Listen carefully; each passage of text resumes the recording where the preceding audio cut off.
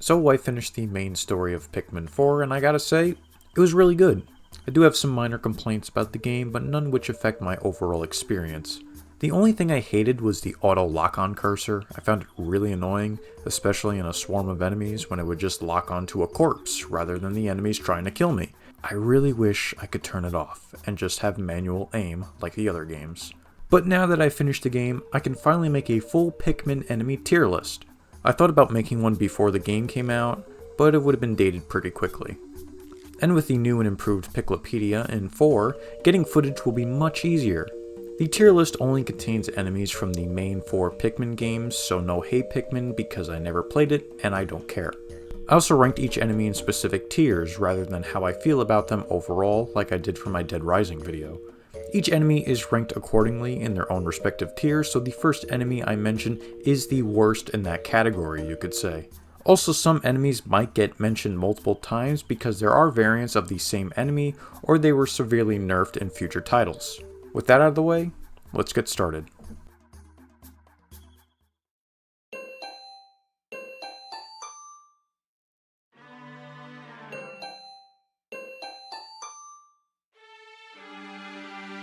The practically harmless tier is for enemies that don't really fight back. If they do fight back, it usually amounts to absolutely nothing. Or if they do affect something like gathering materials, it's a minor setback at most.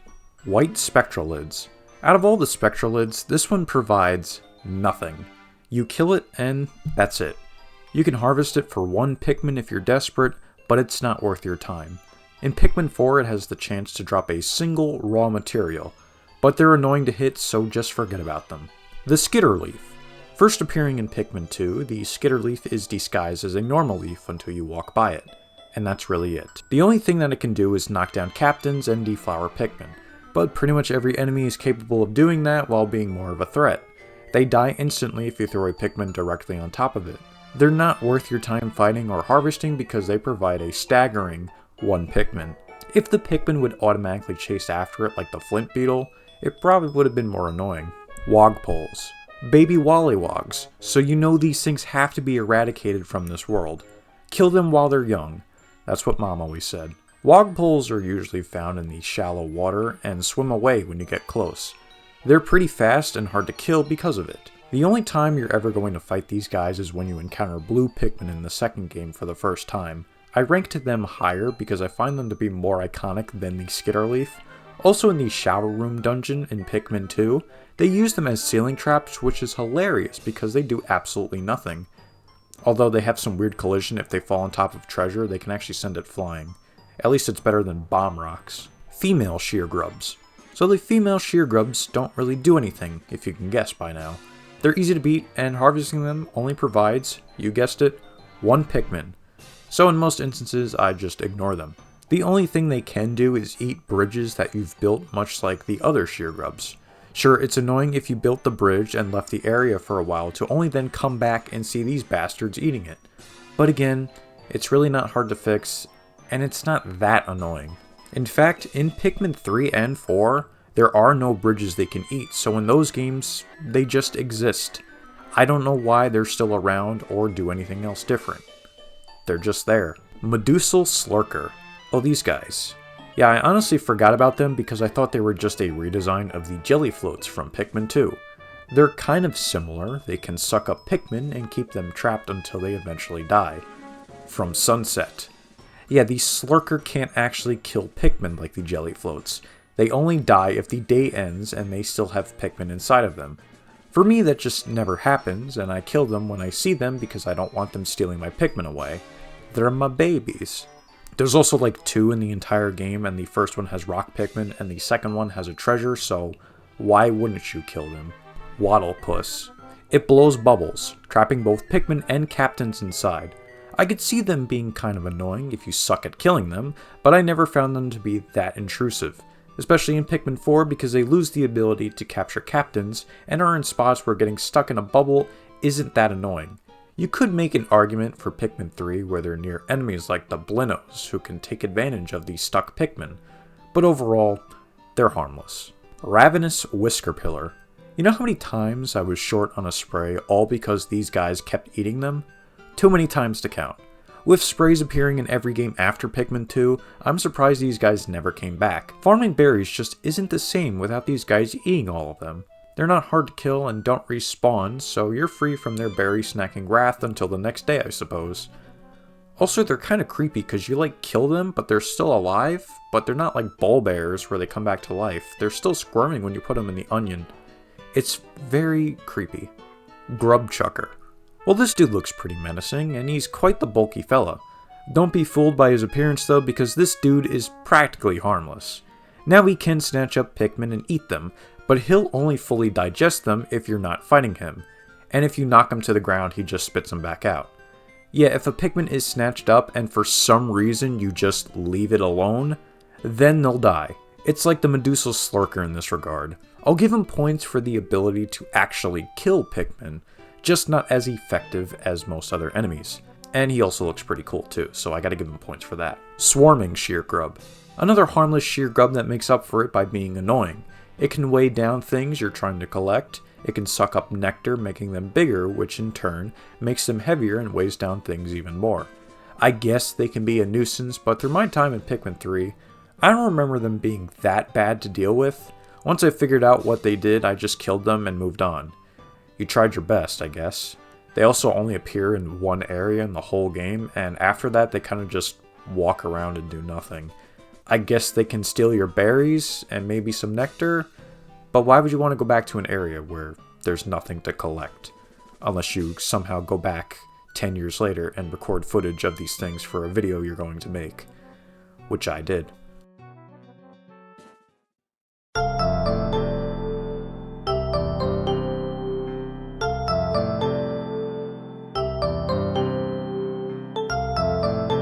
The helpful tier should be self-explanatory, enemies that provide major benefits after attacking them, usually in the realm of nectar, sprays, pellets, or something even cooler. Nectarous Dandlefly. Only appearing in Pikmin 3, the Dandlefly is useful in getting a ton of nectar, but that's really it. It only drops nectar, which in my opinion is a downgrade from the Honeywisp, which provides more, and this thing replaces it in this game. To be honest, I just ignored attacking it most of the time because it was hard to reach without winged or yellow Pikmin, and you don't come across it that often. Most of the time is also above water, which didn't help out much either. Ujadani. This is a strange enemy, only appearing in Pikmin 2 in the Wistful Wilds starting on day 31 and every 30 days after that point. The Ujadani are these small yellow bugs that are poisonous, so white Pikmin are the best in dealing with them. Killing them provides a crap ton of nectar and sprays, so it's definitely worth killing them. However, I rank them low in this tier because your average playthrough of Pikmin 2 probably won't even reach 31 days, so most people will never encounter these guys. I will say, if you're playing a Pikmin 2 mod like Kaizo or Lens of Torture, they're great in that regard. Spectralids. Butterflies that have the chance to drop nectar or sprays that aren't the white ones. And I need to emphasize chance because it's not guaranteed you'll get something from them, at least in Pikmin 2. Later games that include these guys usually have a guaranteed nectar or spray drop when you beat them. They're kind of hard to hit, so I never care enough to fight them when I see them. I at least try when I see a red or purple one in Pikmin 2 because sprays are super useful. Honeywisp. These guys always look so peaceful when they appear, and then you ruin their life by chucking a Pikmin at them and steal their egg, which can provide nectar and in rare cases, sprays. They're much easier to hunt down in comparison to the Spectralids, so it's worth fighting them. Although I haven't seen it myself, Honeywisps have the chance to drop a third thing, Matites. You don't want to be in a room full of hazards if these things just so happen to come out of the Honeywisp. So many lost Pikmin, I can see it now. Mamuta. Originally an optional fight in Pikmin, the Mamuta is a harmless being that only attacks when provoked. When he attacks, he slams Pikmin into the ground, which flowers them. It's useful for sure, but it can get annoying after a while if you run low on Pikmin, and he attacks pretty often. They can also be harmful to captains because they can get stun-locked and easily die as a result. In Pikmin 2, they become a normal enemy and act the same, except they don't need to be provoked to have them attack. Sadly, they did not come back in Pikmin 3. But after a long hiatus, they make a return in Pikmin 4. And he's just a precious little man now. He just sits on the ground and sings a little song without a care in the world. It makes me not want to kill these guys. But Some psycho over at Nintendo decided that the 2 Mamutas that appear in this game each have a treasure inside of them, so you have to kill them for 100%. Why would you do this? Iridescent Flint Beetle. The first of 3 beetles. The Flint Beetle, up until Pikmin 4, would provide pellets and nectar when you attack it. The only way it'll drop this stuff is if you throw a Pikmin directly on top of it. Attacking from the side does nothing. After hitting it 3 times, it'll dig back into the ground and will appear another day. In Pikmin 4, they can also drop raw materials, which is a nice addition. Out of all these beetles, this one provides the least useful stuff in my opinion, but it isn't completely worthless. Iridescent Glint Beetle, the gold standard of the normal Flint Beetle. Unlike the Flint Beetle, the Pikmin will actually get attracted to the shiny body of the Glint Beetle, which could lead them into possible danger. Hitting this beetle provides 5 pellets on land and nectar if you're underground. The third hit provides 2 drops of spicy spray, or 4 if you do the Pikmin 2 exploit. I think in Pikmin 4 they only drop spicy sprays, so that's pretty useful too. Speaking of which, in Pikmin 2, most of the time you find these guys underground and they tend to have treasure, which is cool, but they immediately disappear after you get it, so no nectar or sprays for you. Bulbmin, the final enemy in the helpful tier. Bulbmin are actually pretty annoying enemies. They can eat Pikmin very quickly and patrol around dungeons similar to a Bulbear. They aren't as dangerous as those guys, but if you're not careful, you can lose a bunch of Pikmin. Killing them causes the smaller Bulbmin following it to scatter. Whistling them causes them to follow you, and you can get one of the coolest Pikmin types in the series, Bulbmin. The best thing about them is that they are immune to every elemental hazard, which is great if you don't have enough of a certain type of Pikmin. While they are neat, they have drawbacks. For one, you can't get Bulbmin if you have a full squad of Pikmin with you, and they are dungeon exclusive, so if you leave, they stay behind. Which is why they're also great with Candy Pop Buds too. Convert them to purple Pikmin, and they'll be with you forever.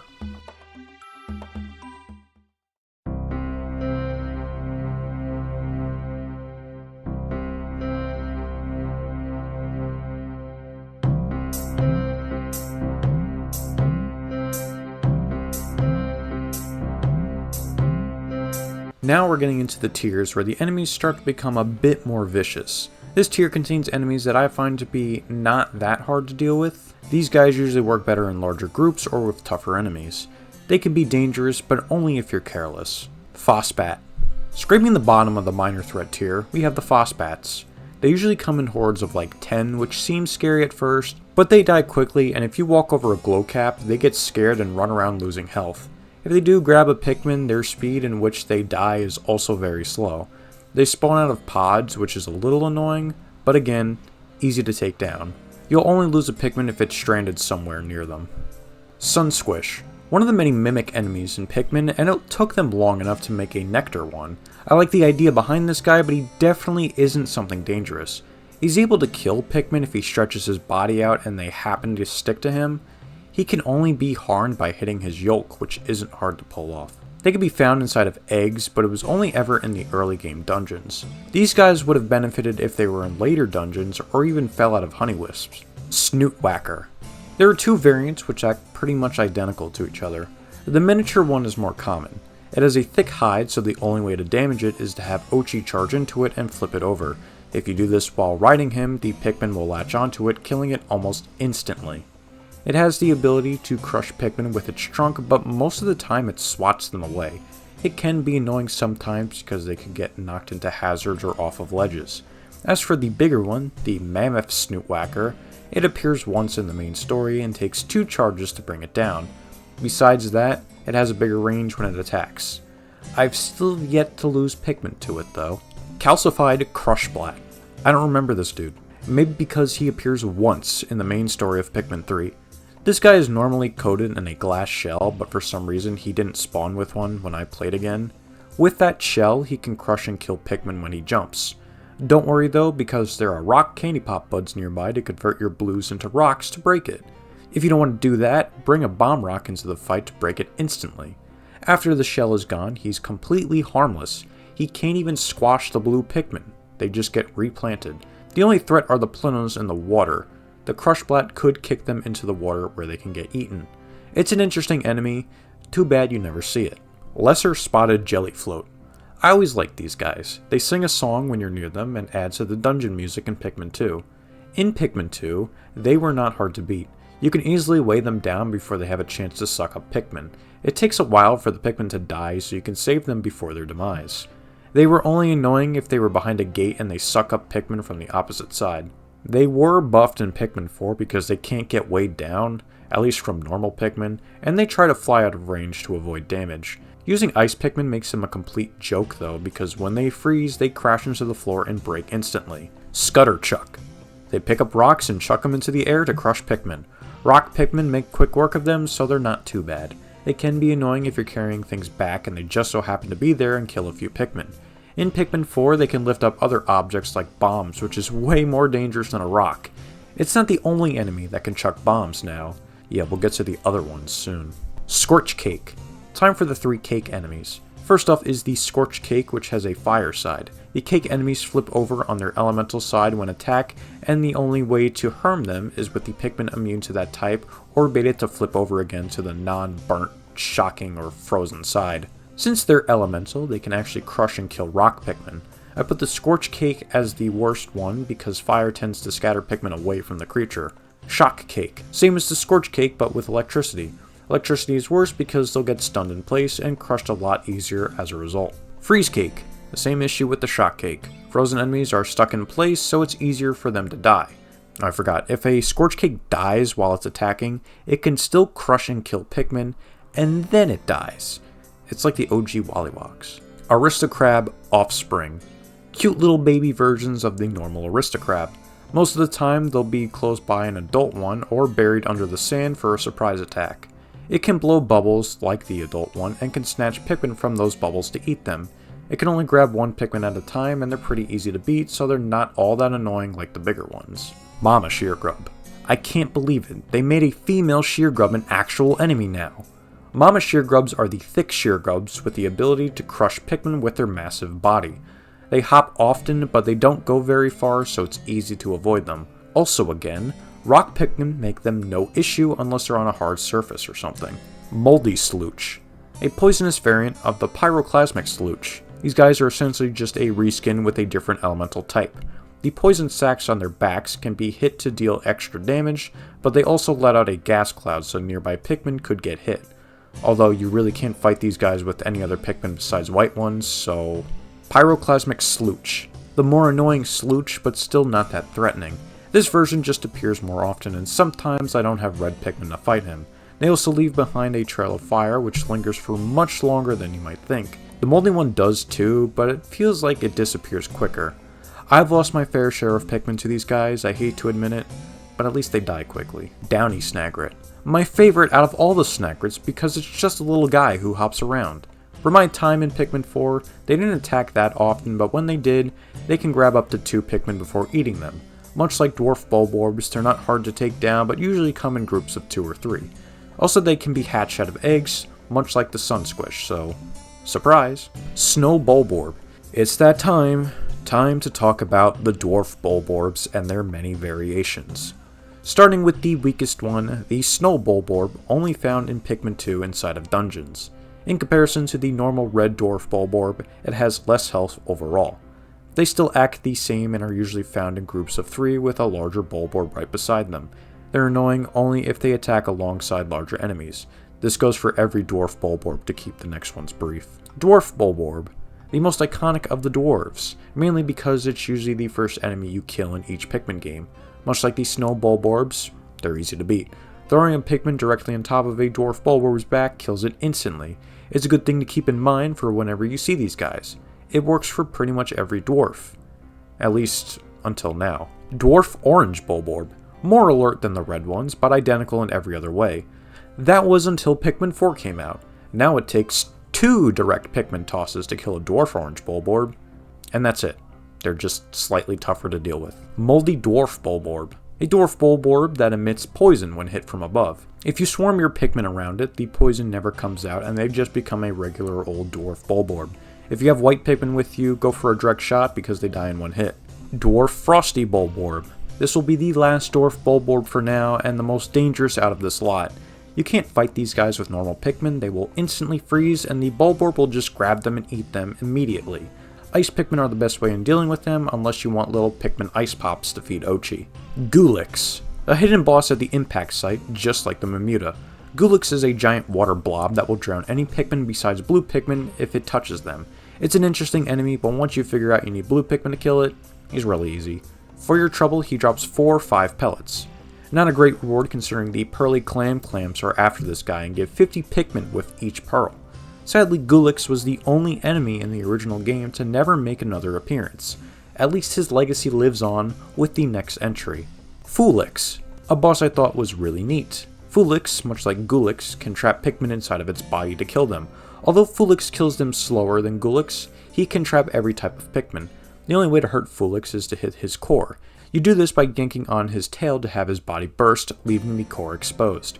After a while he'll reform so you can do it again. It's a cool enemy which sadly only appears in the cave you encounter him. He disguises as nectar when you first fight him, so much like the Sun Squish, he could have been used more often.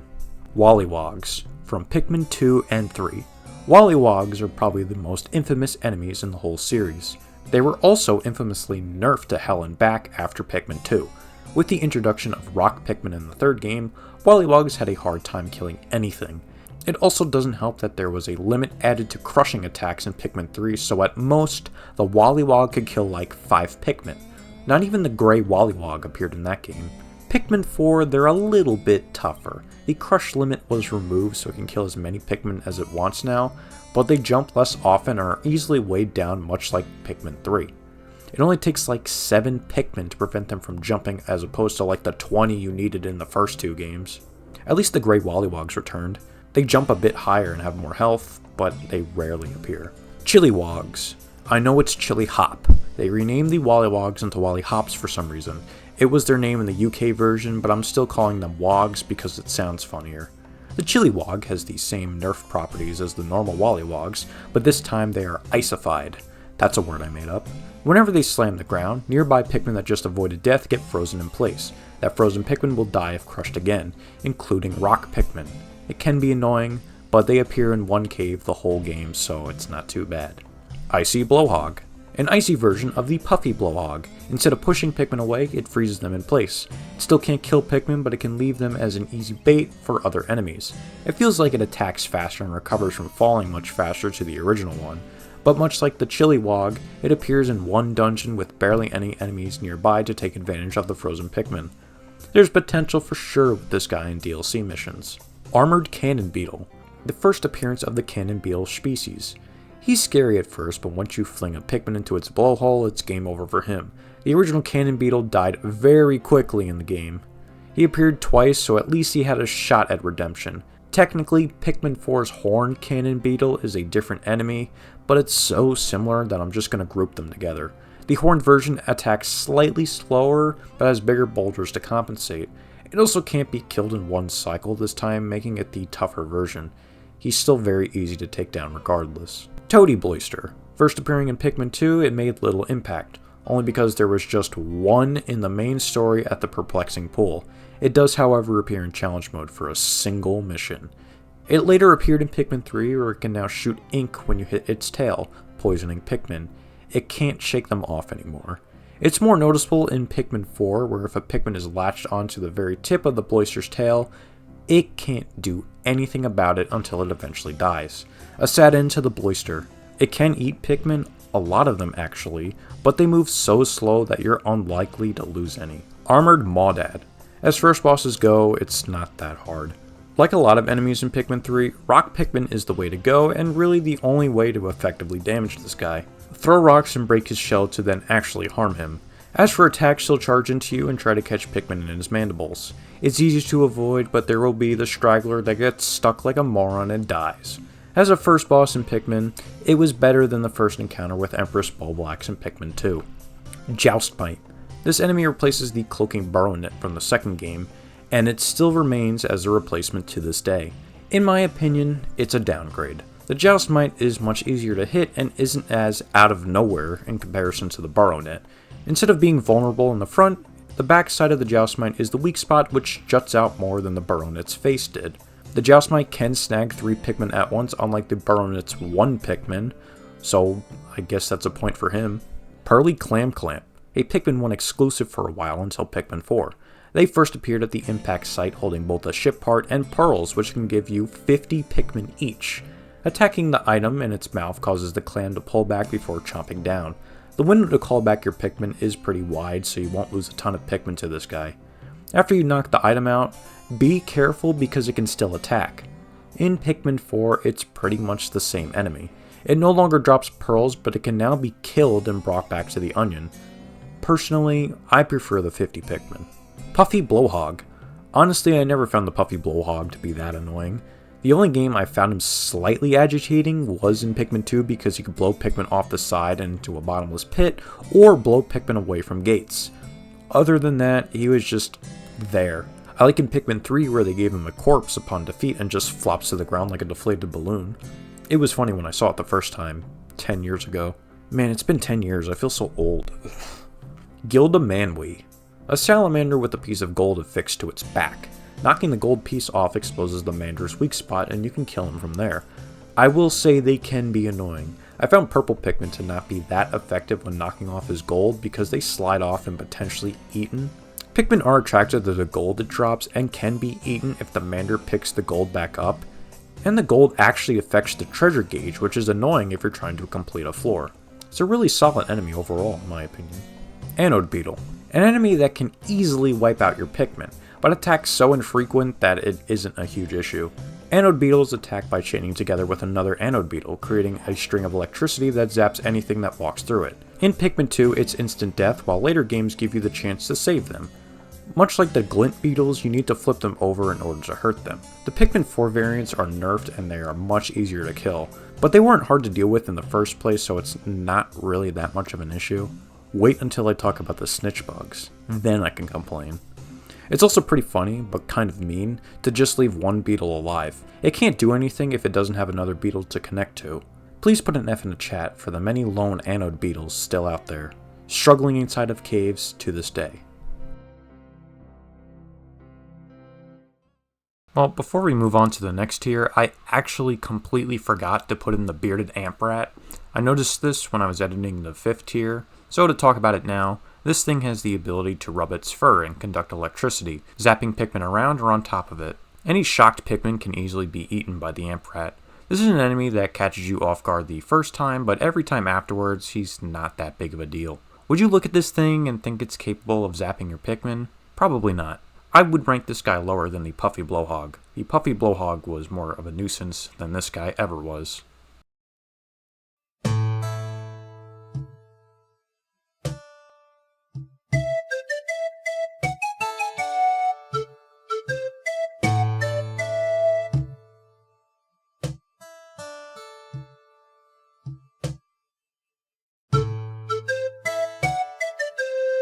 Another aptly named tier. This tier consists of enemies that I just find annoying to deal with, or have the potential to be a pain in the ass. Sometimes when I play I like to show off or overexert myself, which ends up being stupid because a bunch of Pikmin die because of it, and I like to blame these guys for it. Definitely not myself. Flighty Joustmite. This one just made it to this tier thanks to its flying prowess. I know I've mentioned flying enemies before, but those were either harmless or a non-issue. Every time I see a flying enemy, it just annoys me because I think of things like snitch bugs, which are a pain to hit. But much like the normal Joustmite, it's not that hard to hit because he has a fat ass, which is easy to hit. Also, Pikmin 4's dumb auto lock-on makes him much easier. Please add a toggle for this Nintendo, I don't like the auto lock-on. If he didn't have those wings, he would have been tossed down a tier. Greater Spotted Jellyfloat. I was prepared to pair this guy with the lesser Jellyfloat because they are identical. The only difference is that the greater version has more health, can suck up more Pikmin, and Captain. But with the buff they got in Pikmin 4, they were kind of annoying to take down. I know Ice Pikmin makes them a joke, but I tried not to implement cheese tactics in my rating. It feels like they kill Pikmin much quicker and avoid you much better than the lesser variant. Also, I don't think they can suck up Captains anymore like they could in Pikmin 2. I tried, it just didn't work. Albino Dwarf Bulborb. Originally planned to be ranked near the other dwarves, but they're just a bit more annoying to me, mainly thanks to the nighttime explorations where they appeared quite often in the beginning areas. They also just walk around much like the bulbmen in caves, so going for an ambush is a bit harder to pull off. They could be on the same level as dwarf bullbears, but thankfully they don't appear that often. Crusted Rumpup. Cool enemy, but the name is kind of stupid. When you look at a creature like this, you expect it to have a more terrifying name. Crusted Rumpup sounds like a dog who wipes his ass on the carpet. Anyway, this guy may not attack very far or very fast, but the impact is devastating. If you're slow to react or if you have leaf Pikmin, they can get knocked over by this guy and rush into his mouth if you don't whistle them to you. I could see myself thinking I'm a god tier player to then mess up somehow and lose a bunch of my little dudes. Thankfully that never happens because I'm just so good at this game. The Desiccated Skitterleaf. It's the normal Skitterleaf, but now it has the ability to eat Pikmin. I actually find these guys really annoying because of how many are grouped together at once. They're pretty fast and eat Pikmin quickly. Much like the Skitterleaf, they aren't hard to kill, but damn, these guys annoyed me at points. Bug-Eyed Crawmad. More annoying in Pikmin 3, the Bug-Eyed Crawmad is a giant version of the Hermit Crawmad. Instead of baiting out his attack, rather you throw Pikmin at his eyes until they retract back into his head. He'll then flip over, giving you the chance to attack his belly. Much like the Rumpup, it can snack up a bunch of Pikmin at once. It eats them one at a time, so you better knock his eyes out before he eats more. I would place him higher, but he's not a very common enemy. Snowflake Fluttertail. The name of this enemy sounds like a really crappy My Little Pony OC.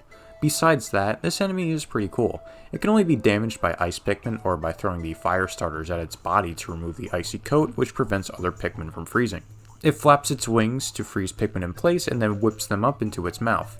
Genuinely can be annoying if you're not paying attention or you don't have freeze protection and get caught in the gust of wind. It's a shame you fight only one in the whole game. There was a lot of potential with this guy. Behemoth Fossbat. An enemy that punishes if you stand idle and lack proper Dandori skills. The Behemoth Fossbat is an annoying piece of work that follows you around his cave while you try to light up to actually attack him. He's immune to any damage until you light up the cave. All the while, he can give you the suck and eat a bunch of Pikmin at once. I've lost several Pikmin trying to build a bridge, and this big dude just comes by and eats like 10 of them at once. It's annoying, but at least I get the chance to swarm him once I light the whole cave up. Ranging Blaster. Funny how the boss variant of the Toady Blaster appears more than the normal enemy. The Ranging Blaster is interesting, but easily exploitable. The Blaster goes after your active captain, and if you just spam switching between captains, he can't really attack you. So why'd I put him this high? Because the second encounter is surrounded by cannon beetles, which makes it far more annoying than it needs to be. More so the fault of the beetles, but that Blaster can suck up a ton of Pikmin at once. The Ranging Blaster never made another appearance after Pikmin 2, but he's not forgotten. Bloomcap Blaster. This is the improved and objectively better version of the Ranging Blaster. Fighting the Bloomcap is all about being stealthy. Once it sees you, it's on sight. It will not stop following you until you kill it. While it's following you, it can suck up Pikmin and kill them almost instantly, just as fast as the bulb or larva can kill a Pikmin. Once you attack the bulb, its cap will flip up and you can attack its body. It's better to bait out the Bloomcap with Ochi and then sneak attack them with your captain. Prickle Puff. An enemy where if it sneaks up on you and attacks, a lot of Pikmin could die because this thing stabs them right through the heart and kills them instantly. Impalement is not something I'm too fond of, so seeing my Pikmin get stabbed is really heart-piercing. I usually like to test what each enemy does before I kill it. Testing with this guy caused 6 Pikmin deaths. If there happens to be DLC or mods for Pikmin 4, I can see these guys being used effectively next to Wattlepuss or Clam Clamps. Wattlequaff. What a bizarre looking enemy. It looks like a walnut with the mouth of Pingu. What this thing does is suck up Pikmin and eats them. It can also suck up your captain and spit them back out like those scary shrub enemies from Spyro 1.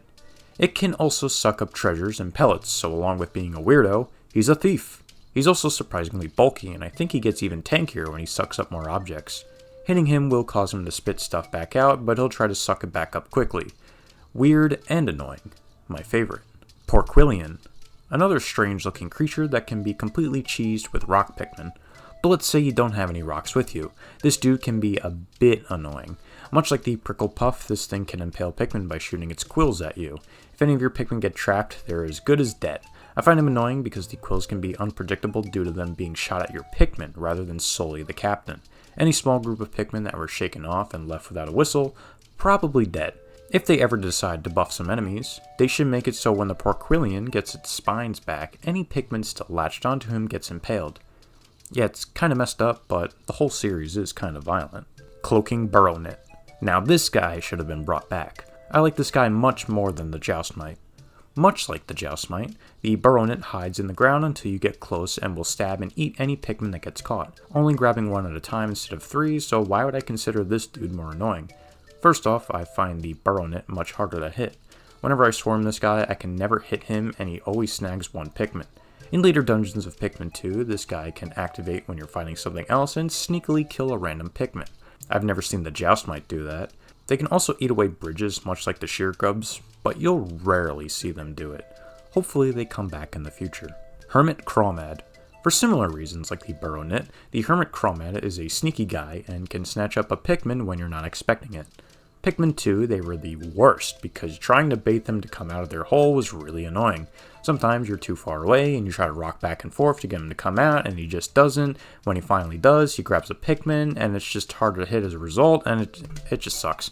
There were also larger versions only in Pikmin 2 which could grab up to 3 Pikmin at once. The larger ones were probably replaced with the bug-eyed Crawman, so they never came back. They're much easier to bait out now in newer games, but they still bug me. Master Wog. Only if the normal Wallywogs acted like this guy. The Master Wog is an attempt in trying to relive the glory days of the more obnoxious Wallywogs from the first 2 games. It tries, but it gets like a C+ for a decent attempt. This guy actually tricked me up a few times and killed a good amount of my Pikmin because he can jump multiple times in a row. They're also found in spots where you can't really use rock Pikmin to cheese them, making them a harder fight. But honestly, I say screw the rock Pikmin because fighting them normally is much more fun and challenging. I gotta make some things tough, you know? I can't just charge into them all the time. That's too easy. Sand Belching Meerslug. This boss is more annoying than actually hard. The only dangerous move it has is diving into the ground and sucking up the Pikmin like that sand butthole that ate Boba Fett. During this attack, you can throw a bomb rock into his mouth and blow him out of the sand, giving you the chance to attack. Then you do it all over again. He does have another attack where he spits out rocks where you think this would kill Pikmin. Nope, it just replants them into the ground. The ground suck attack gets more deadly as the fight progresses, but unless you have bad reflexes with leaf Pikmin, this guy isn't too awful. Puckering Blino. These guys casually swim by you, and before you can react, they snatch up a Pikmin and swim away. Luckily, saving them is not a huge issue, but you gotta be mindful of the other 5 fish swimming around you doing the same thing. The Blinos were more annoying in Pikmin 3 and aren't too bad in Pikmin 4, thanks to my favorite, the auto lock-on. Please remove the auto lock-on. Shearflea. Another enemy that appears in large groups, the Shearfleas jump on top of you and catching Pikmin in their little mouth thingy. They can also jump onto Ochi or your captain, slowing you down and damaging you, kinda like the mushroom Pikmin from the first game. When you pair these guys up with mini bosses or have them spawn out of the fungus traps, they can be irritating to deal with. If there weren't so many attacking at once, they'd be much lower. Arctic Cannon Larva. It shoots snowballs, which doesn't hurt Pikmin, but traps them and sends them all the way back down to where you started. You can bet that this is annoying, that's why he's in this tier. Still not as bad as the normal cannon larvas, at least this dude can't kill my Pikmin. Bog Swallow. This guy pairs great with the next enemy on this list. The Bog Swallow acts like the Quattlequaff in that it tries to suck in Pikmin to eat them. What makes this guy worse is that he's located in mud pools which none of your Pikmin can swim in. Even the blues can't do anything about it. Freezing the mud helps out a little bit, but I didn't use ice Pikmin as much as others might have used ice Pikmin, so fighting these guys kinda sucked. What makes them worse is their little buddy, Mucker Skate, a mud-spitting version of the Skeeter Skate. If a Pikmin gets hit with mud, they get replanted into the ground. If hit over the mud, they go straight down into or inside of the mouth of a Bog Swallow. Considering you find these guys only near Bog Swallows, I decided to group them together. On their own, they aren't the worst thing to fight. Tusked Blowhog. A new type of Blowhog, which is pretty neat to see. This guy will charge into you, knocking Pikmin aside and eat Pikmin that are directly in front of him. As I will soon mention for the fiery Blowhog, the most dangerous thing about them are their throwing range. The Blowhogs are able to fling Pikmin pretty far into hazards or off of cliffs. A Tusked Blowhog managed to ram 15 of my blue Pikmin off a cliff inside of a dungeon. I even knew that this guy had strong knockback, yet my head was too far up my own ass to realize that. Scornet Maestro. I'll take you back to 2013, where it took me almost a full day just to try and beat this guy. In order to win, you just need to kill the Maestro. Well, younger me thought I had to weed out a bunch of these smaller Scornets in order to actually hurt him. Those little guys had to die anyway because they snatched up a bunch of my Pikmin and fed it to this freak. Nowadays, I realized that if you just dodge the Scornets, you're free to launch an attack on the Maestro and bring him down. Winged Pikmin really help during this fight because they can destroy the smaller Scornets no problem. They have more use in this single boss fight than the entirety of Pikmin 4. That may or may not be true. Skeeter Skate. This guy is deceptive. You would think it's just another random water enemy just to mess with Pikmin on land by spitting at them, but no. They're much worse than that. More so in Pikmin 3. If you try to collect things like bridge parts, these guys are fully capable of sniping any Pikmin and dragging them down into the water below. This is what I get for ignoring them because of my lack of blue Pikmin at the time. Not making that mistake again. Generally an annoying enemy overall, but I like his design. Arachnode. Another enemy I always forget to kill when I'm transporting stuff. I feel like the whole purpose of this enemy is just to screw over winged Pikmin because most of the time, the other Pikmin can just walk underneath the web it laid out. Unless you have large treasure, of course. Again, they were more annoying in Pikmin 3 because their placement was more in the way than in the fourth games. Snowy Blowhog. The newest Blowhog type, and he's okay. An enemy that works better with other enemies nearby because freezing Pikmin can't kill them, only keeping them blocked in place until you whistle them. Like I said before, the main threat of these Blowhogs are how far they can toss Pikmin off of their backs. It was nerfed in Pikmin 3 and 4, but it still kind of exists with the larger variant, the Blizzarding Blowhog. It attacks more often and can toss Pikmin very far like the Blowhogs of old. Cool enemies, but not as dangerous as the other ones because of how infrequent they show up. Watery Blowhog. It's like the Fiery Blowhog, except now it spits water. Yeah, it's the same enemy as before, but the water is more of a hazard when you're just soloing them instead of the ice. I always felt the Blowhogs were most effective at third-partying while you're fighting other enemies. They could just creep up behind you and shoot a stream of whatever and scatter your Pikmin. Pikmin 1 and 2 really liked doing this on occasion. Well, the water version didn't exist in Pikmin 1, but this next guy did. Fiery Blowhog. The man, the myth, the legend, the Fiery Blowhog. First appearing in Pikmin 1 and every game since that point, mechanically the Fiery Blowhog hasn't been changed that much since the first game. They were easy to take down with red Pikmin, but keep in mind the throw range was much further in the earlier games, so Pikmin could get thrown into water right by the Wollywogs. And for only Pikmin 1, fire was much more deadly.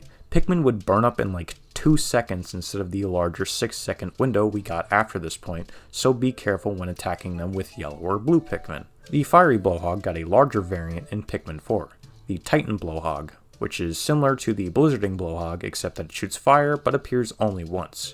I can't imagine a Pikmin game without these guys, to be honest. Sputtlefish. When I went back to get some footage for some Pikmin 3 enemies, I saw this guy and completely forgot he was an enemy. Fighting him again, I forgot how annoying they could be. The thing you need to know about the Sputtlefish is that it's very fast and can grab Pikmin with ease. Attacking it causes it to retreat, spitting out ink while it's fleeing. You really just gotta gang up on it with a decent group of Pikmin. When I play these later Pikmin games, I tried to avoid using the charge feature to give myself an extra challenge. Sputtlefish do not deserve a fair fight, they suck. Male Sheargrub.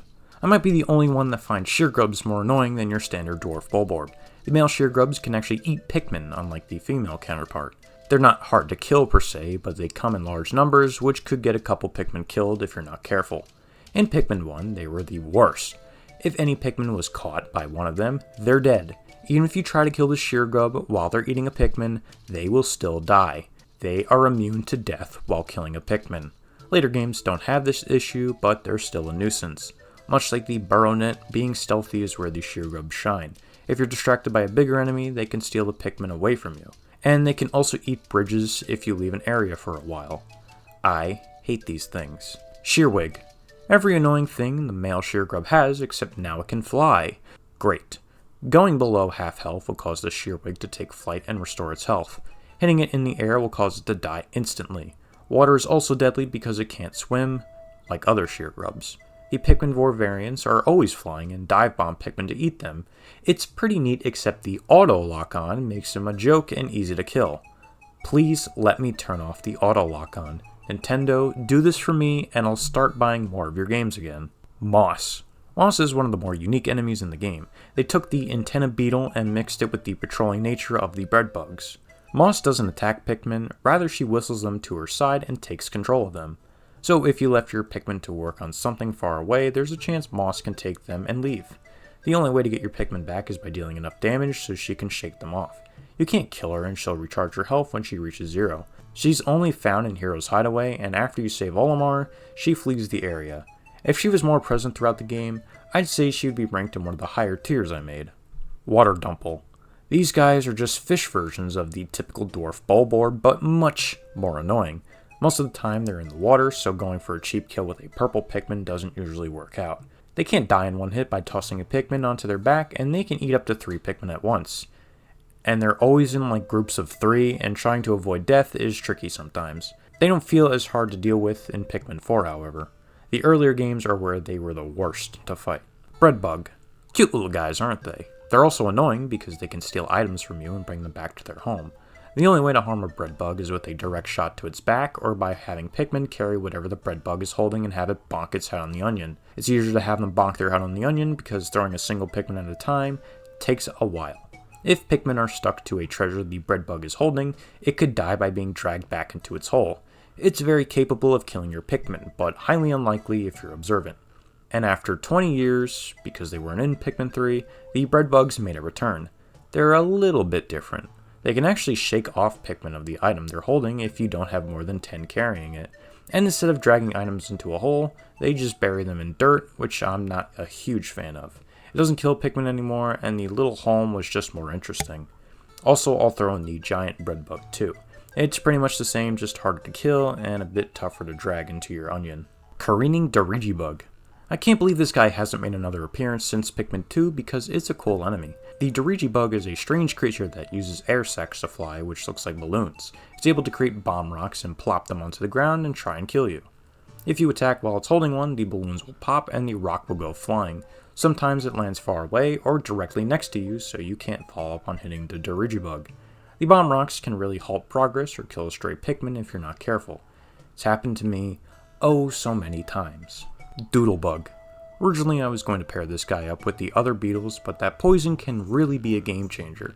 So just like the flint beetle, attacking it will cause it to drop bitter sprays in Pikmin 2, and various items like bomb rocks in Pikmin 4. What the main danger he holds is the ability to fart. I'm a little upset they removed the funny fart sound effects in Pikmin 4, but that gas cloud is brutal sometimes, especially because the Doodlebug can just appear on top of you and just scatter your Pikmin. It happened to me in Pikmin 2 where a Doodlebug poisoned most of my Pikmin and a hairy Bulborb came by and ate a bunch of them. At least the Pikmin aren't attracted to him. That would be much worse. Dweevils. I grouped the Dweevils together because all of them are exactly the same with just a different elemental attack, and there's like 6 of them. Dweevils aren't aggressive towards you, but much like breadbugs, they like to steal items away no matter how many Pikmin are carrying it. Sometimes you get rooms full of Dweevils, so you're going to have to kill a bunch of them to bring stuff back. Attacking them will cause them to charge up and unleash a close-range explosion, which will either burn, shock, freeze, poison, or water your Pikmin to death. The only Dweevil I found to be the most dangerous was the Anode Dweevil from Pikmin 2 because the electricity one-shots in that game. Matites. Nothing good ever happens when these guys spawn. In Pikmin 2, they only came out of eggs and scattered your Pikmin. You can only kill them with purples because they aren't phased by them. I mentioned earlier the Honeywisp can also drop these dudes, so I hope you're not in an area with hazards galore. They somehow made them more annoying in Pikmin 4, including eggs. Matites can just appear whenever they feel like it, usually by treasure or under fungal patches where they can scare Pikmin into other enemies like the Puffstool or the Sheer Fleas. At least they were nice enough to drop nectar upon being killed. Dwarf Bulbear. These little assholes will never not be the most annoying enemy to deal with in any Pikmin game. In Pikmin 1, they were the only other dwarf enemy in that game. They were more alert and had more health, and it took 2 direct shots to kill one. It's a little bit annoying, but nothing compared to the sheer terror of the Pikmin 2 variants. The Pikmin 2 versions can die in 1 direct shot now, but they made up for that by grouping a bunch together, giving them 500 health instead of 200 like the normal dwarf Bulborb, and they follow the normal Bulbears around caves. Swarming these guys sucks because of the extra health, and the mama bullbear isn't going to let her babies die that easily. They only made one brief appearance in Pikmin 3, and they weren't the worst thing. They show up more often in Pikmin 4 though. Not as tanky as it once was, but now they can eat a Pikmin faster and take 3 direct shots to take down. They simultaneously nerf and buff these guys. Nintendo, why do you hate us?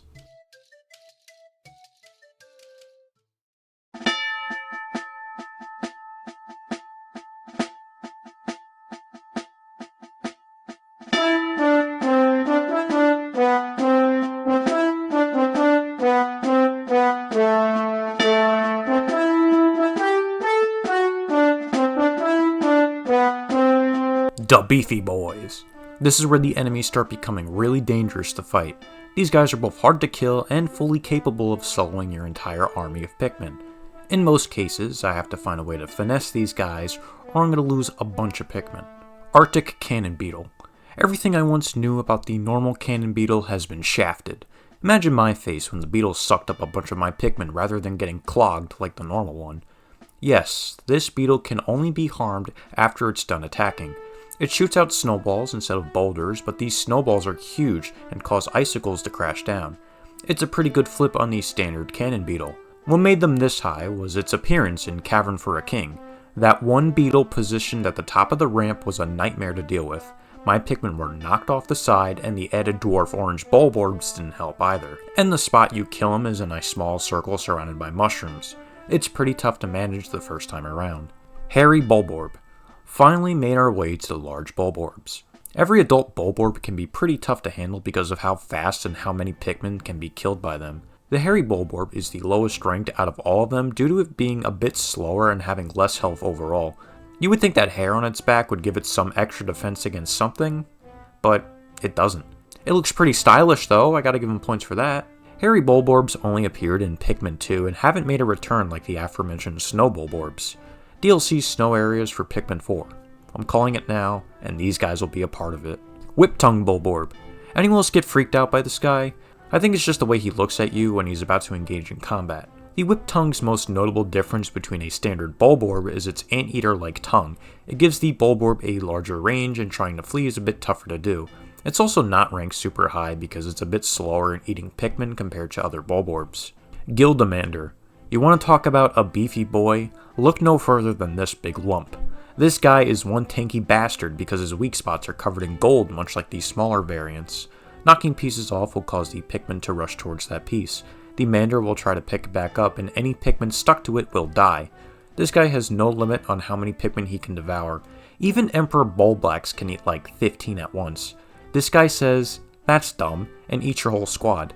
This guy was rough to take down and even worse in Cavern for a King. And only now I learned that Ochi can knock the pieces off in one shot.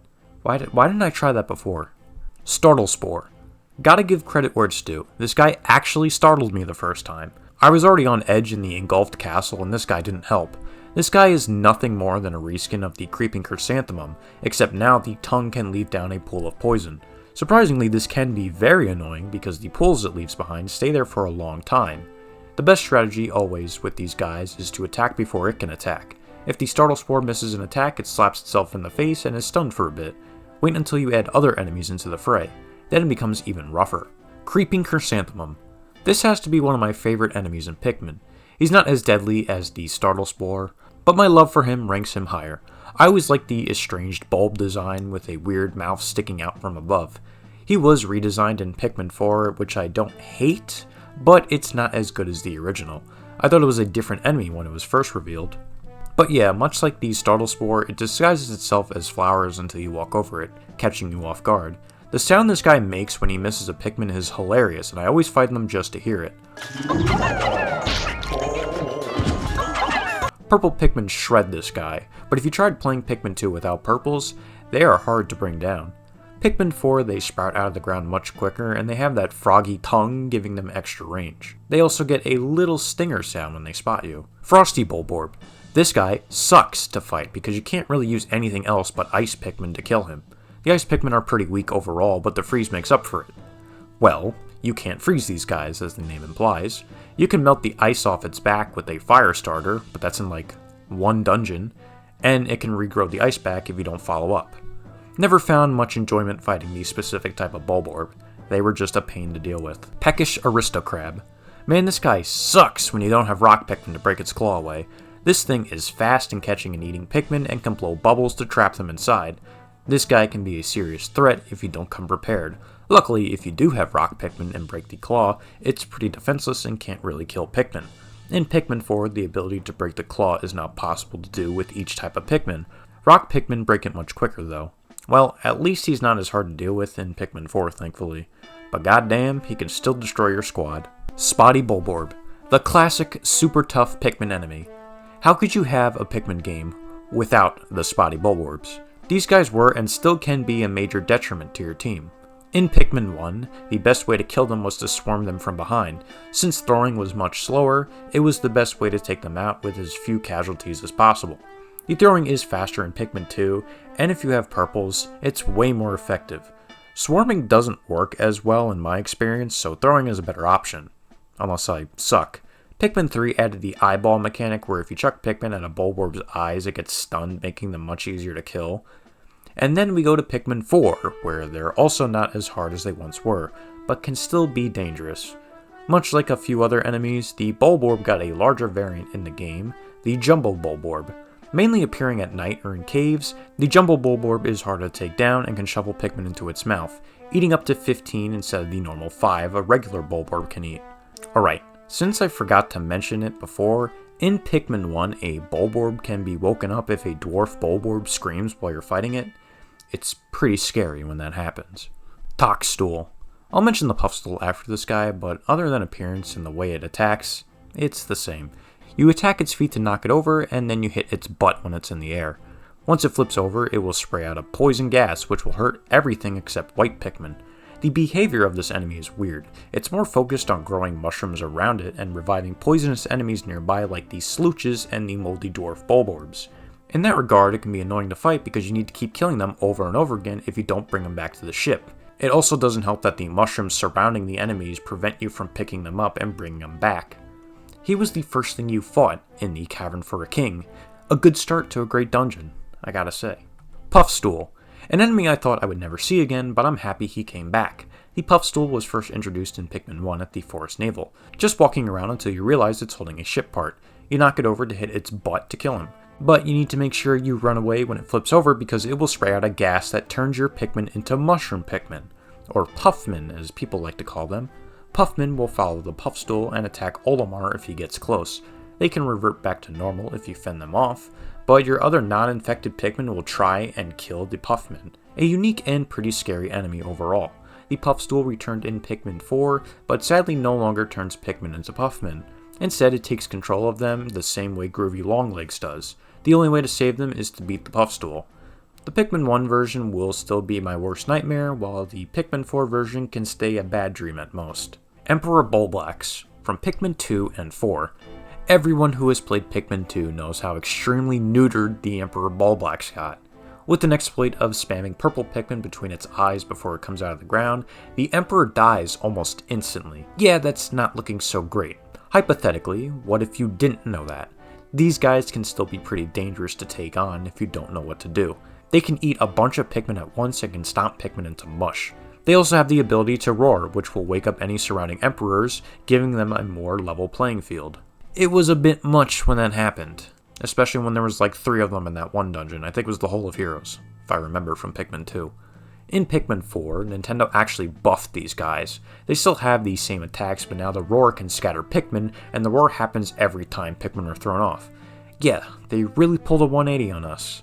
Good job, guys. Armored Cannon Larva. Originally in Pikmin 2, there were 2 versions. One that most of you are familiar with, the grounded one, and the one only found in Pikmin 2, the walking one. I missed the walking one, but the grounded version was definitely more annoying to fight because it couldn't be stunned by purple Pikmin. The cannon larva shoots out rocks directly in front of them, and their range for noticing you is pretty far. Pikmin can easily be squashed if your timing on each boulder is bad. The best way to deal with the cannon larva is to fight them last. The boulders can kill any nearby enemies, so using them is great for clearing out caves. And much like the fiery blowhog, they can fling Pikmin far away. Decorated Cannon Beetle. Another one of my favorite enemies. Too bad he never came back. The decorated cannon beetle is virtually the same as the normal cannon beetle, but now the boulders track your captains. I love that they do this because baiting rocks into other enemies or itself is much easier and really fun to do. So many bulborbs I didn't have to fight thanks to these guys. As much as I love them, that boulder can be unpredictable at points, especially on slopes, and can careen off to the side into Pikmin you might have nearby. Raging Longlegs. The first of many giant enemy spider bosses. Raging Longlegs is the worst in my opinion. Compared to your standard beady Longlegs, Raging moves slower, has bigger feet, and a bigger body. After enough damage, the Raging Longlegs will freak out and stomp around much quicker than normal. It can be bad if you have a bunch of Pikmin with you, but if you know the rules of fighting beady, you'll only have a small group of Pikmin with you. It'll catch you off guard the first time, but the quick stomps aren't that bad. Raging never made another appearance after Pikmin 2, but much like most forgotten enemies, he lives on in someone else. Baldy Longlegs. So this is the version of the shaggy Longlegs after you knock off all of its hair. It's the second form of an existing boss that they made a normal boss in Pikmin 4 instead of using beady Longlegs for some reason. Honestly, this thing is annoying to fight because of the dumb auto lock-on. The main way to hurt the shaggy Longlegs in Pikmin 3 was to throw Pikmin at its legs and have him climb up and knock the hair off. That still applies to Baldy, just without the hair. There were points where I just wanted to throw yellows at the body, but it kept locking onto the leg and crushing my Pikmin. I've said it many times, but please add a toggle for the auto lock-on, please Nintendo. Regardless, it's still a decent fight, but it's not better than beady. Shaggy Longlegs. Hey look, I just mentioned this guy. Shaggy Longlegs is one of my favorite giant spider bosses. Just look at him, dude's rocking that hairstyle. Invite the hairy Bulborb over and we can start partying. But like I said before, Shaggy is covered in hair and can't be damaged until you remove the hair off of its body. This fight takes place in this double circle arena, and it's a bit annoying how he crosses over to each arena, so you have to keep running back and forth just to fight him. Or just have two captains with their own respected squads. Why didn't I do that before? After knocking off the hair, he becomes Baldy Longlegs, and you know how the fight works from there. Thankfully, there's no auto lock-on to get in the way. Fiery Bulblacks. Would you believe me if I told you the fiery Bulblacks had more health than the Emperor in Pikmin 2? It's strange, right? The fiery Bulblacks was always a tough enemy to fight because you can only really fight him with red Pikmin unless you guide him into water. Or you could just say screw it and chuck like 50 purples at him because the ground pound still hurts them. But ignore that one. Bulborbs are already pretty tricky to handle on their own, but with the added health and fire, they are brutal. For some reason, this is the only Bulblacks that I keep accidentally waking up no matter what game I play. I think it's a curse. Sovereign Bulblacks. Well, they did it. Kind of. They brought back the OG Emperor Bulblacks from the original Pikmin. So much like the normal mini-boss variants, the Sovereign Bulblacks is identical. The range of the tongue and the roar is much larger due to his much larger size, if you couldn't deduce that yourself. But we've got a brand new attack, or an older attack depending on how you see it. The Sovereign Bulblacks can actually jump high into the air and squash Pikmin like the original one could. And if he's in a cave, rocks can fall from the ceiling, adding an extra bit of challenge. He's not as hard as the original, but I like to blame the new additions making the fight easier, and also he has like 20,000 less health. It's not a bad thing of course, but I don't think we'll ever get to see a true recapture of the Emperor Bulblacks. The Sovereign is a great attempt though. Beady Longlegs. The original Arachnobe. To think that Beady's last appearance was in Pikmin 2. For something so iconic, it's weird to see that.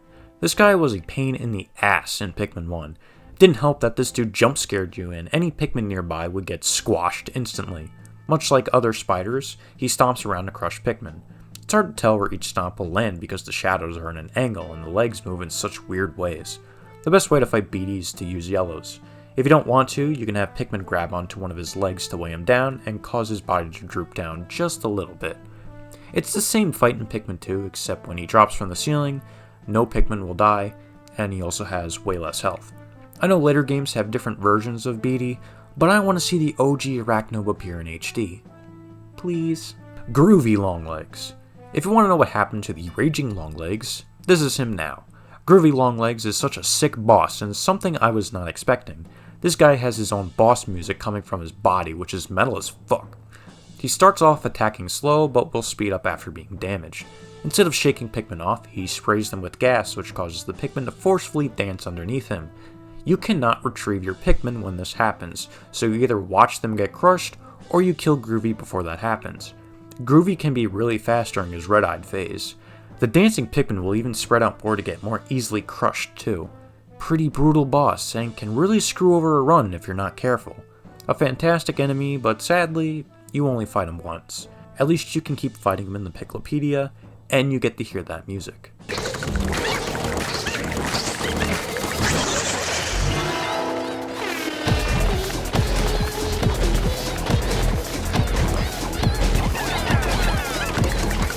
Plasm Wraith. The final boss of Pikmin 3 and my least favorite out of every final boss.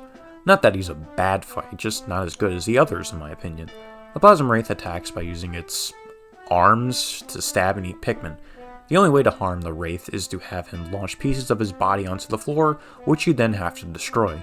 It's easy at first, but then he starts to implement more dangerous attacks like turning parts of his body into separate weapons like a pool of fire, a giant glass box which can crush Pikmin, or a big electric bubble. It's in your best interest to destroy them because the amount of plasma goo it leaves behind is big, which helps whittle down this guy even more. Later on in the fight, he'll actually start to fly, which is pretty annoying, and he can catch Pikmin much faster. The scariest part about this thing is that you don't even fully kill it. It retreats back into the formidable oak when it's too small to fight. It's still out there somewhere, waiting for its return. Quaggled Meyerclops. Wow, this guy was a real pain to deal with the first time I played. The Meyerclops is probably my favorite boss in Pikmin 3. It's a giant piece of land with a spiky strawberry for a head. The Meyerclops attacks by just walking around. Each step causes the mud to sink, creating puddles which will drown Pikmin. He can also just plop himself on the ground just to crush Pikmin. His weak spot is his head, and the only way to reach it is to attack his feet until he falls over. Then use Rock Pikmin to break the crystal surrounding the head. With the head exposed, the Meyerclops can now wipe his tongue around his head to capture Pikmin. This attack caused so many Pikmin deaths, and it gets even worse as the fight goes on. The Meyerclops will start becoming more aggressive with its stomps, and the double tongue spin attack was unpredictable the first time. It was a hard fight, but it was very rewarding. Well, if you count Louie as a good reward, I guess. Emperor Bulblax. This is the Emperor Bulblax. Nothing will ever top this dude in being the Emperor of all grub dogs. Emperor Bulblax was the final boss of the first Pikmin game, and he was a monster to fight. This dude has a staggering 30,000 health and took a lot of effort to bring down. But since I spoke about the Emperor twice before, you should know how he works by now. One thing I didn't mention though is that the Emperor has a weakness to bomb rocks. Once the Emperor eats a bomb, it will become stunned for a few seconds, giving you the chance to attack without worry. Don't stand too close though, because the explosion inside of its mouth can actually hurt your captain and kill some Pikmin. It's more noticeable in Pikmin 2 though. Make sure you call them back because that tongue and that stomp are even more deadly in this game. When he reaches low health, he can jump in the air, which is hard to avoid if you don't see it coming. It's hard to tell when he'll do it too, unlike the Sovereign version, which is much slower. If you want a real challenge, try to fight him without bomb rocks. It's the equivalent of fighting Yorm from Dark Souls without the Storm Ruler. It's longer, but much more epic. Oh, and how could I forget that sick-ass organ that plays during the fight?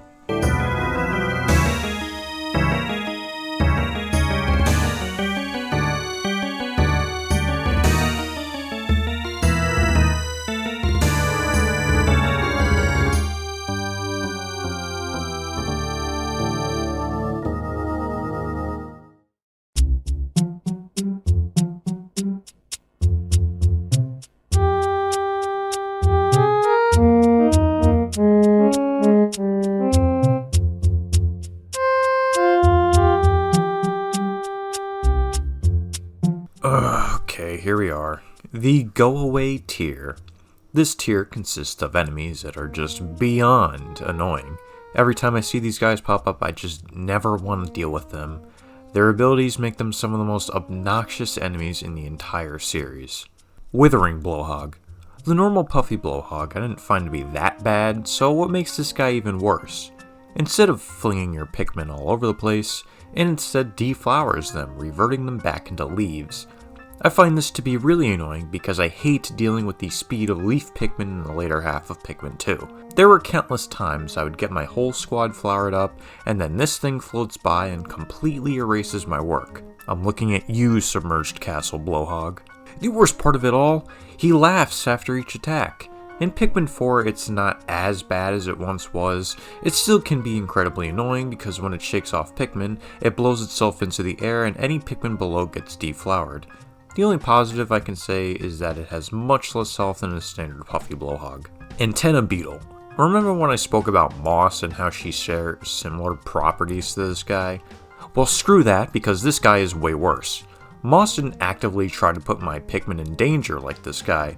You know you're dealing with an antenna beetle when the treasure gauge at the bottom starts freaking out. You need to kill it in order to restore it back to normal. There might be multiple beetles on the floor, which is always fun to deal with. The antenna beetle just drops from the ceiling unexpectedly and sound off a whistle that lures Pikmin to them. The beetle can then walk up to something and get those Pikmin killed by other enemies or by other hazards like water. It's really hard to kill because there would be times when it just drops in and then immediately hop away and spawn somewhere else. I hate it when I'm fighting something else and then it drops in behind you, taking half of your squad with it. And those Pikmin end up dying to like a Wollywog or something. I hate it. Volatile Dweevil. So there was one other Dweevil I didn't talk about earlier, the Volatile Dweevil. Instead of passively walking around waiting for the chance to steal treasure, it instead follows you and starts a countdown for when it's about to explode. It's a walking bomb rock and it spawns at the worst of times. When it spawns in, you just gotta drop everything you're doing and run away because it can wipe out your whole squad. It gets more dickish late game because they spawn in large groups of enemies or when you start carrying back treasure, or multiple of them spawn at one time with other traps like rocks. The only good thing about these guys is that you can manipulate them to explode into other enemies. I never get the chance to do that, sadly. Orange Bulborb. Unlike other versions of the adult Bulborb, the orange Bulborb is a plague amongst them all. What ranks them higher than other ones, you might ask? It can wake up so much easier. See, a normal Bulborb wakes up when you attack it or when you physically touch it with a captain. The orange ones, though, you only need to be the distance of a fully stretched out cursor to wake these bastards up. Meaning trying to get the jump on these guys is way harder to do, and you're guaranteed to lose some Pikmin if you try to attack it from the front. And if you fight them without purple Pikmin, good luck because they have more health than a regular Bulborb. Even with Bulborbs being nerfed in Pikmin 3 and 4, the orange ones are still a pain in the ass to fight. Swooping Snitchbug. This dude. The swooping snitchbug flies around and grabs 2 of your Pikmin when you get close. It sounds annoying, but not the worst thing to deal with, right? Well, there's just something about the swooping snitchbug where something inside of you activates and he becomes the main target to kill. You could be surrounded by other more deadly things, but this thing has to die. You'll be spamming the hell out of your Pikmin trying to hit him because this dude is fast, hard to hit, and never stops moving, only making a brief stop before he throws your Pikmin to the ground, reverting them back into leaves. In Pikmin 1, if he grabbed a Pikmin holding a bomb rock, that rock would fall to the ground and immediately explode. Hasn't happened to me, but damn, I hate to see that for myself. Pikmin 2, they suck because they're hanging around the bumbling snitchbugs and hovering around Bulborbs, anode beetles, bottomless pits, you name it. In Pikmin 3, they gained the ability to hold onto bomb rocks and are also able to pick up your captains. Although the ability to grab captains isn't super common in Pikmin 3 and 4, at least for me it wasn't, Pikmin 4 they are a shell of their former self, only because of the auto lock-on making them 10 times easier to hit. To compensate for that, they made it so they can throw down stuff much quicker than usual. I guess that's a good change. But god, that auto lock-on get rid of it. Bumbling Snitchbug. You don't realize how annoying this fucker is until you group him with a bunch of other annoying hazards. Only ever appearing in Pikmin 2, the bumbling Snitchbug grabbed captains instead of Pikmin, and anytime your active captain is grabbed, every Pikmin in your party gets disbanded and left vulnerable. This is awful because I've lost so many Pikmin to this because they would automatically go attack something like an electrical hazard and die or get blown up by a Dirigibug's bomb rock or something. Pikmin 2 modders love using these guys because they can literally throw your captain into a bottomless pit if used correctly. If you haven't played Pikmin 2, you won't truly understand the absolute pain these assholes can put you through. Burrowing Snagret. Speaking of assholes, the Burrowing Snagret. In Pikmin 1, they only spawned in the Garden of Hope. There were 3 of them all bunched together, so fighting them sucked. Granted, you only had to kill 1, but the first time around you might not know that. The Snagret attacks by bursting out of the ground and pecking at any nearby Pikmin. The only effective way in killing a Snaggart is to attack its head because hitting the body does next to nothing. Thankfully, there's a chance where the Snaggart can get stuck, giving you an easier opportunity to attack the head. In Pikmin 2, they appear a grand total of 8 times throughout the main story. And there's a whole cave about them too, isn't that wonderful? They're pretty much identical to the original ones, just with less health. Still annoying as hell though. The Snaggart only appeared once in Pikmin 3, and in Pikmin 4 they appeared a few times in the story mode and Olimar's side story. They're a bit slower when coming from the ground, but don't get stuck. They do get stuck when they use this new beak dive attack and miss. Overall easier in later games, but once they appear in groups, it's all over. Pileated Snaggart. So if the normal Snaggarts didn't annoy you enough already, how about we make them bigger, harder to hit, give them more health, and have the ability to follow you around. What's that? You don't like the sound of that? Well, too bad, because they made it anyway in the form of the Pileated Snaggart. I hate these things. I don't think anybody really likes fighting these guys. Probably why they never showed up in any game after. Give credit to the normal Snaggarts, at least they can't follow you around. The Pileated one will just not stop following you, and trying to hit it is really hard to do. You pretty much have to wait until it gets stuck in the ground, or else you're losing Pikmin. And if you think using bitter sprays helps at all, he'll just tank right through it, unlike other enemies frozen in stone. It may only appear 3 times in the game, but each time was just an awful experience. While I'm glad I never have to fight him again, I do kinda miss him in Pikmin 4, and he probably could have been used again. We need more bosses. Gatling Groink. Another Pikmin 2 exclusive enemy I hate seeing, but I'm kind of sad that he never appeared again. The Gatling Groink is another enemy that patrols around each area until it spots you. Once it sees you, it fires mortars that explode on impact. It shoots 3 of them, but only 1 of them can kill Pikmin instantly. The other 2 send your Pikmin flying, and it really sucks when you're in an area with bottomless pits. The Groink has a face shield, so you can only hit it from behind. This is also dangerous because the Groink can shake off Pikmin so far and so fast that I've lost many of dudes just trying to kill him. But that's not all. After you beat him, a timer pops up. The Groink, much like the Bulbear, can come back to life if you don't bring it back to the Onion in time. I don't know why you leave something this deadly just lying there for its inevitable rebirth, but whatever.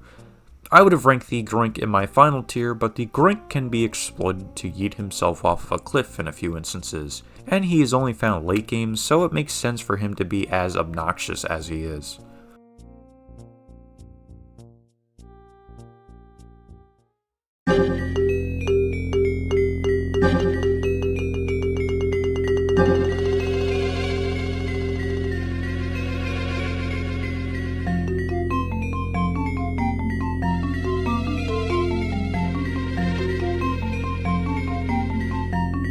Well, here we are, the final tier, left for the most unruly of enemies.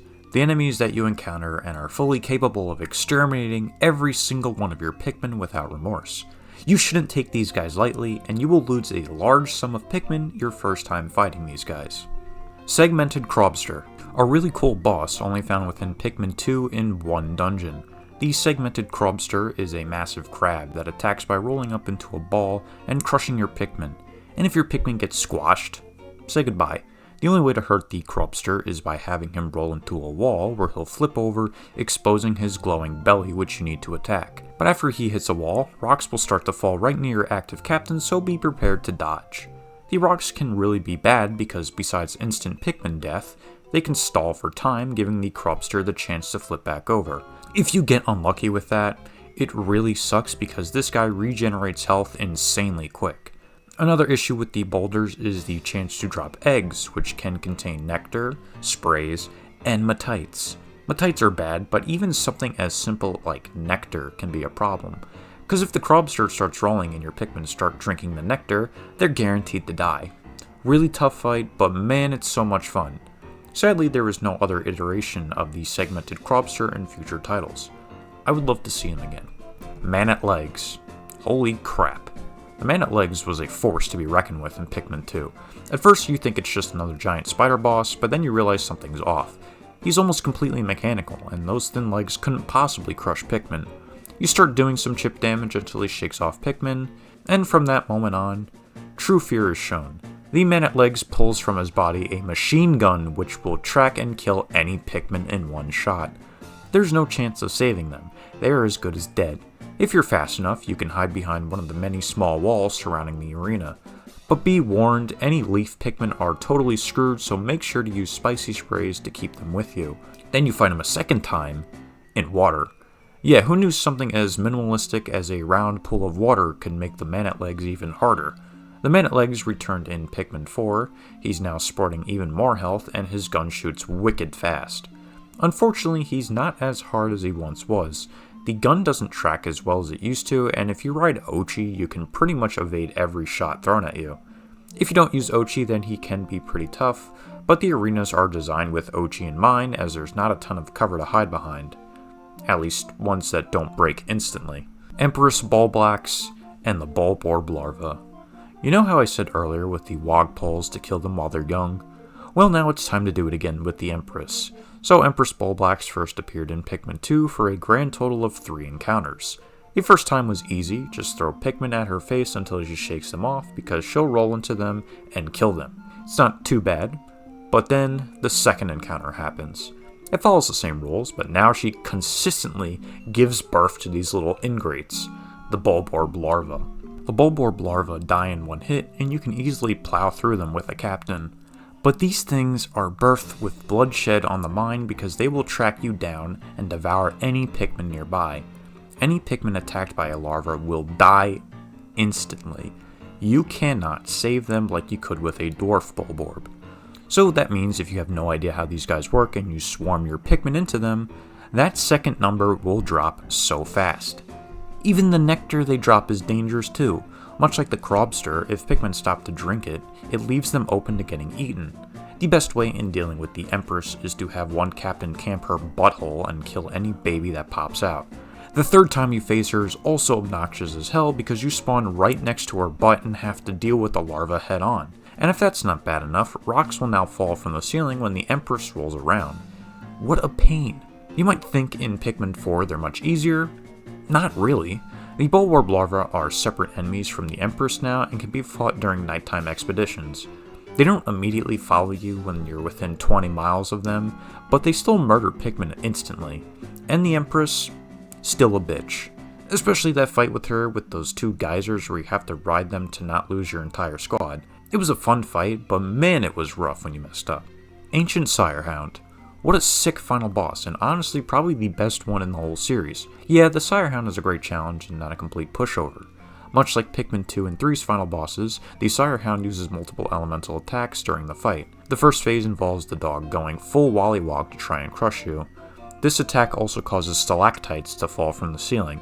You're then supposed to lure the dog into ramming his head into one of the stalactites to daze him. You then throw Pikmin to his tail to have him fall over so you can attack his underside. You keep doing this until Phase 2.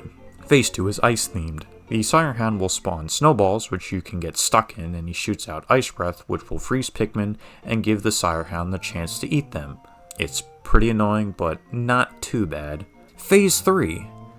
Jesus Christ, Phase 3. Okay, so Phase 3 involves electricity, which is probably the toughest phase if you don't have yellow Pikmin. The dog spawns these electric balls which shoot out beams of electricity which rotate around. You need to jump over it to avoid it, or else your Pikmin gets shocked and fall into the mouth of the Sirehound, constantly following you. You can destroy the orbs with yellow Pikmin, but that was after I lost 80 Pikmin to this phase. He does also have a really fast charging attack, which is the only way to flip him over. He also summons these small pools of electricity, so mixed with the electric orbs, if you don't have yellow Pikmin, is very annoying to dodge.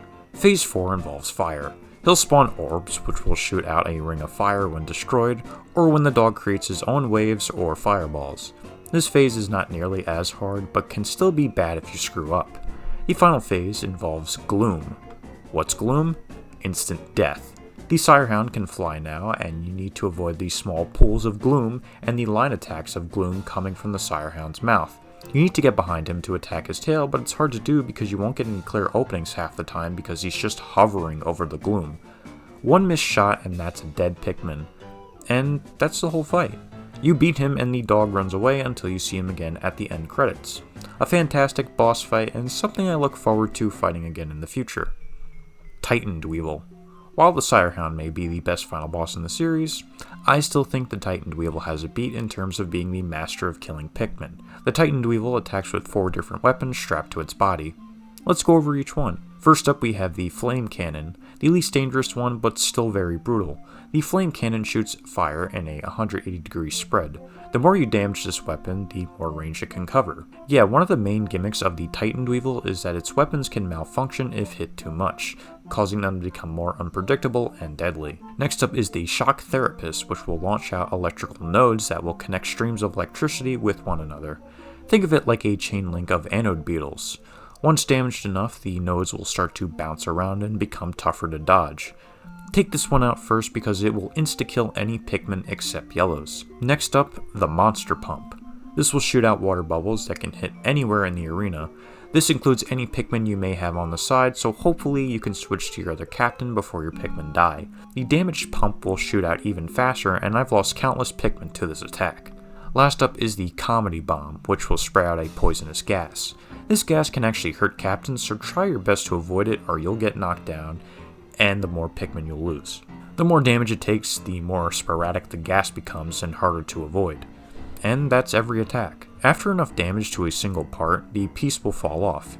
After every piece falls, the Titan Dweevil is harmless and can't do anything except swat Pikmin away. Now all that's left to do is save it from Louie. By killing it. Damn it, Louie. You know what's weird? The Titan Dweevil is the only final boss you actually kill. Every other boss just ran away from you. Poor Dweevil. Spotty Bulbear. You want to talk about one of the most deadly Pikmin enemies in the series? Look no further than the Spotty Bulbear. Originally in Pikmin 1, they were nothing more than a Spotty Bulborb reskin. They were just tougher to take down. Sometimes there will be dwarf Bulbears hanging around super close to them, making them even harder to take on. It all gets worse though once we enter Pikmin 2. The Bulbear now patrols around caves, and much like the Bulborb larva, once you're within 30 miles of it, it will hunt you down to no end.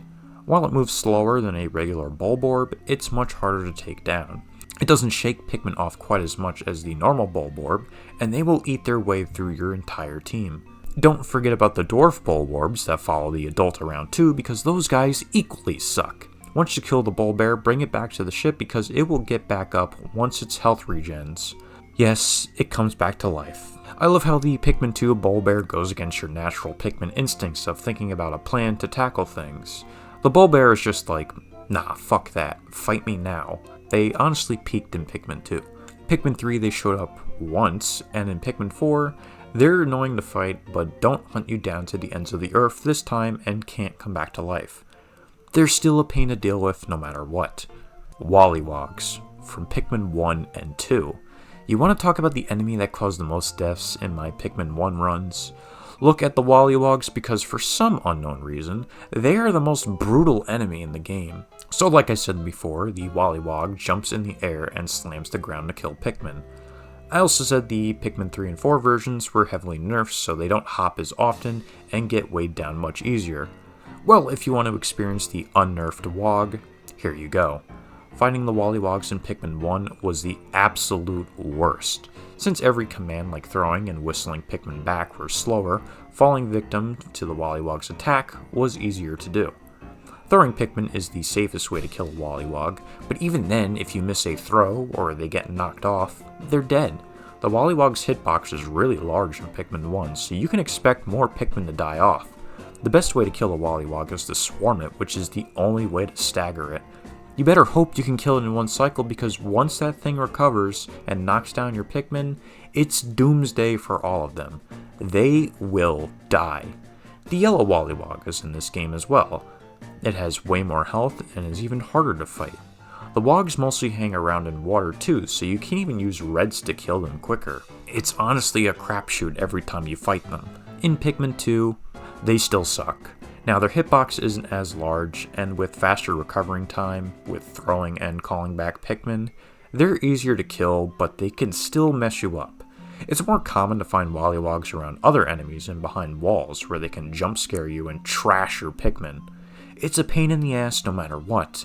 The Wollywogs will remain the most destructive enemy in the first 2 Pikmin games, at least as a common enemy. Water Wraith. Speaking of jump scares, the Water Wraith sends his greetings. You want to talk about impending doom? The Water Wraith is the poster child for that.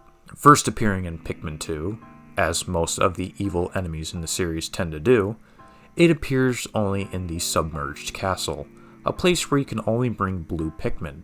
Every kind of hazard is here, and thankfully you can get Bulbmin on the second floor. But everything just feels off, and that's thanks to the music that plays.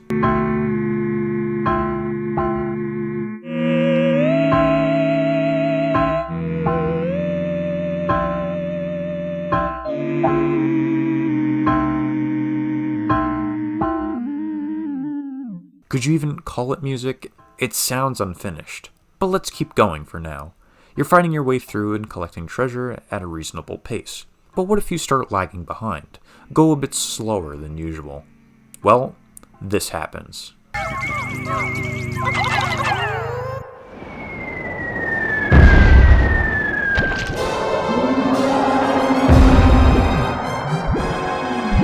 The Water Wraith spawns. From now on, if you take too long on each floor, the Water Wraith will drop from the ceiling and hunt you down. This guy is fast and will instantly kill Pikmin if its rollers touch them. Even just touching the sides will kill them. The broken music turns into frantic chase music and it's horrifying. You'll be crammed into corners just trying to save yourself and your Pikmin from death. There will be some unlucky ones left behind and killed. You can't hurt the Water Wraith at all. The most you can do is freeze it in place with bitter sprays. In my opinion, it's a waste of a spray because it doesn't accomplish much. Only for dire circumstances, I guess. For the first 4 floors, you'll be stocked to no end. But then, floor 5 comes up. Purple candy pop buds are here. And look who's the boss, the Water Wraith. Turns out he's terrified of purple Pikmin and becomes vulnerable to their attacks. After how much shit you put me through, you bet this is satisfying. Look at him run away like a scared little baby. In Pikmin 4, he made his return. And yes, he is still a major pain to deal with. Now he's not as fast and doesn't track Olimar or the Pikmin as much as before, but he's still a major nuisance. Especially now, since they are used more often in this game. Kind of ruins the charm in my opinion, but dealing with this guy can turn anybody into a Dandori god. Especially when you need to get that purple onion. Yeah, trying to get that purple onion took several tries thanks to this guy. Smoky Prog. Now for the final enemy on this list, we have the Smoky Prog. First appearing in Pikmin 1, the Smoky Prog was an optional fight in the distant spring. He's located inside of an egg which only appears for the first 15 days. If you choose to take on the Prog, get ready for a really hard fight. Once hatched, the Prog doesn't fight you directly. Instead, it makes a beeline to your base, so any Pikmin standing around are screwed because touching this thing results in instant death. It will camp your base until you kill it. It will follow Pikmin carrying things close by, and will let out a roar which will uproot any buried Pikmin. The only way you can harm it is by attacking its face. It's pretty tough to do because it will keep walking towards you, and so many Pikmin will be eaten away by the poisonous gas left behind. The fight is tough, and you will lose several Pikmin. But the reward is pretty good. The Prog will drop a golden pearl, which will give 100 Pikmin. That's nice because I lost like over half of my Pikmin just trying to fight him. And in Pikmin 4, he came back, which surprised the hell out of me. I was just doing another nighttime mission when a cutscene played showing this moldy egg that creates this creep. The Prog acts identical to the original, making a beeline towards the luminol, but now the roar ability can scatter Pikmin away, and it can now shoot a projectile which will explode in a small radius, killing anything instantly. I've lost a whole squad of glow Pikmin thanks to this attack. The Prog is much easier to take down thanks to the OP charge attack, but one wrong move could spell out your death. And the missions where you have to fight 2 at once, those are a nightmare.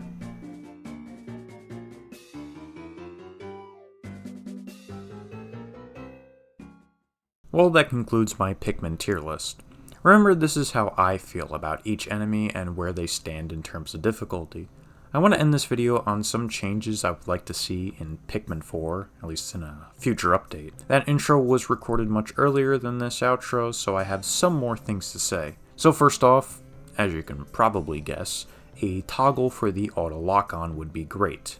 I hate it. I hate locking on the things I don't want to lock onto. The Dandori battles are much harder to do because of the lock-on. Fighting giant groups of enemies is hard to do because of the lock-on. I want it turned off. Second, I want enemies to be tougher to beat and have them respawn. For some reason, enemies don't respawn after a few days like in previous games. They're dead forever, making the worlds feel barren after a few trips. It also removes how certain enemies will spawn on later days, like in Pikmin 2. I think in the Perplexing Pool, beady longlegs can actually spawn after day 20, which is pretty cool, but you'll never see that in Pikmin 4. The enemies in the caves respawn after you 100% the cave, so why can't the overworld ones spawn too? Maybe they'll add a hard mode like they did for Pikmin 3 Deluxe where all of this stuff can be applied. I also want to see a nerf on Ochi. I like Ochi. He's fun to play around with, but man, he is OP. He can easily solo most enemies if you get a majority of his upgrades. You don't even need Pikmin, he's so strong. I also want to see the mission mode make a return. I know we have Dandori battles which are similar to those, but a full-fledged mission mode would be great. Also make the Dandori battles online. That would be great too. I have other little problems with the game, but this video isn't about what I want fixed for Pikmin 4.